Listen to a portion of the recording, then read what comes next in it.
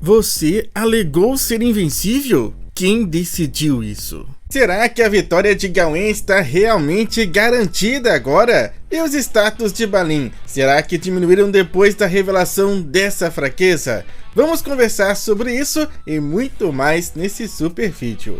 4 capítulos inteiros dedicados a uma única luta, né? Quem diria, hein, Nakaba? Bom, apesar de surpreender, faz sentido, né? Esse foco todo na Gawain. Afinal, é sua primeira grande batalha desde o salto temporal. E esses 3 capítulos até agora mostraram bem, né, seu crescimento, suas falhas e o imenso potencial que ela tem. E é possível que o 4º capítulo continue girando em torno dela. Mas acredito que veremos um pouco do passado de Balin também.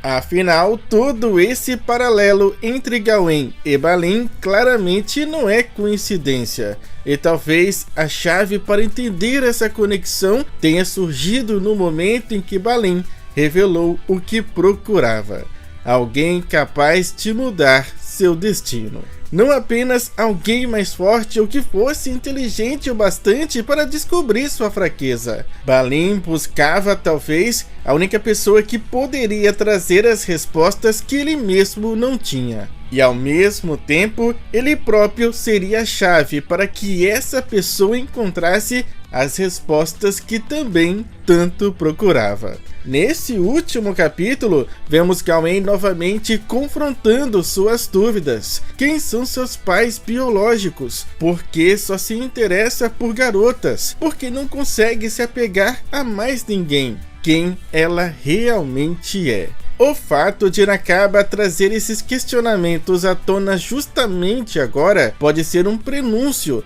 um sinal de que tanto ela quanto nós estamos bem próximos de receber essas respostas. Porém, é certo que isso tudo não será abordado nesse próximo capítulo, pois ele deve se concentrar no desfecho da luta entre os dois, apresentando ao fim o vencedor. E bom, né, à primeira vista parece que Gawain virou o jogo e que tem a vitória em suas mãos. Afinal, ela acabou de descobrir que o homem que se dizia invencível, na verdade, tem uma fraqueza. Mas será que apenas saber disso será suficiente para garantir sua vitória? Bom, eu acredito que não, pois Gawain já acumulou diversos ferimentos desde o início da batalha e está visivelmente exausta, tanto fisicamente quanto em termos de energia mágica. Já Balin, por outro lado, acaba de sofrer seu primeiro dano. Ou seja, Gawain pode ter equilibrado a luta, mas ainda está em desvantagem. Irá precisar correr atrás do prejuízo. E mesmo, né, conhecendo o ponto fraco de Balin, atingi-lo novamente será um desafio, já que ele deve ficar mais alerta, lutar com mais cautela, evitando ao máximo qualquer brecha. E vale destacar que Balin não depende exclusivamente da sua invencibilidade, pois ele é um verdadeiro tanque, detentor de uma força física absurda, sobre-humana, sendo capaz de ferir Gawain mesmo quando ela estava em sua forma tirana, algo que poucos conseguiriam fazer. E mesmo quando desativou sua defesa, ainda assim o golpe de Gawain não lhe causou muitos danos, sinal de que sua resistência natural também é bem impressionante.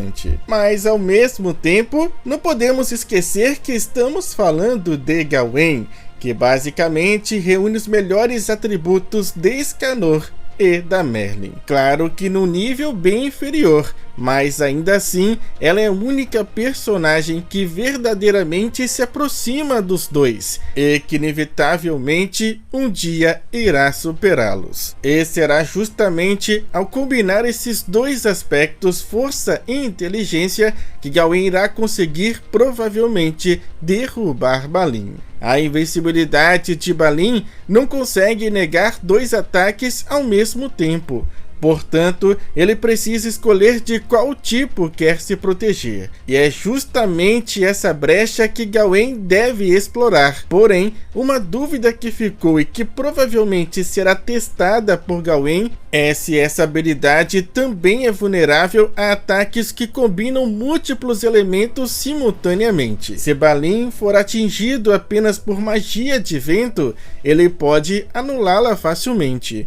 O mesmo vale para um feitiço de fogo isolado. No entanto, se esses dois elementos forem usados ao mesmo tempo, por exemplo, vento e fogo combinados, será que uma dessas magias pode atravessar a defesa de Balin, seguindo a lógica de sua fraqueza? Inclusive, o título do próximo capítulo pode meio que se referir a isso. A garota injusta, ou garota que quebra as regras, parece fazer uma alusão direta a Merlin.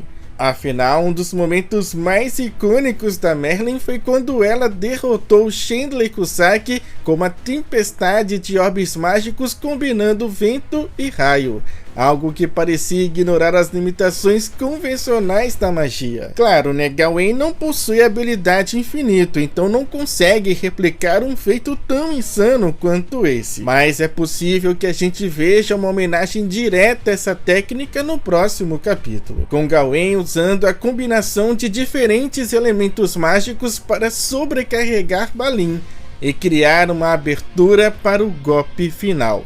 Um ataque preciso no seu modo tirano com seu dedo lança encantado. Exatamente como Escanor derrotou os Eldris num dos seus momentos mais icônicos. Jovem mestre Eldris! Transpassar. E assim, ela iria cumprir com sua promessa de derrotar Balin com apenas um único dedo. Portanto, Gawain usaria numa única luta as habilidades dos seus entre aspas pais, fazendo uma homenagem belíssima aos dois. Porém, mesmo com esse ataque decisivo, a vitória de Gawain ainda não estaria garantida. Afinal, ao concentrar tudo em um único golpe final, Gawain pode acabar esgotando completamente suas energias e retornar à sua forma pequena, desabando no chão completamente sem forças. E nesse cenário, iríamos ter os dois caídos, e a vitória dependeria de um último detalhe: o primeiro a se levantar. Será que seria Gawain ou Balin se levantaria primeiro? Ou será que nenhum dos dois? Pois eu ainda continuo defendendo o empate entre os dois como a primeira opção, e como segunda, a vitória de Gawain. Mas agora eu quero saber também a resposta de vocês. Vamos continuar conversando agora aí nos comentários, até o lançamento do nosso próximo vídeo. Até lá, muito obrigado, falou, fui, é nóis!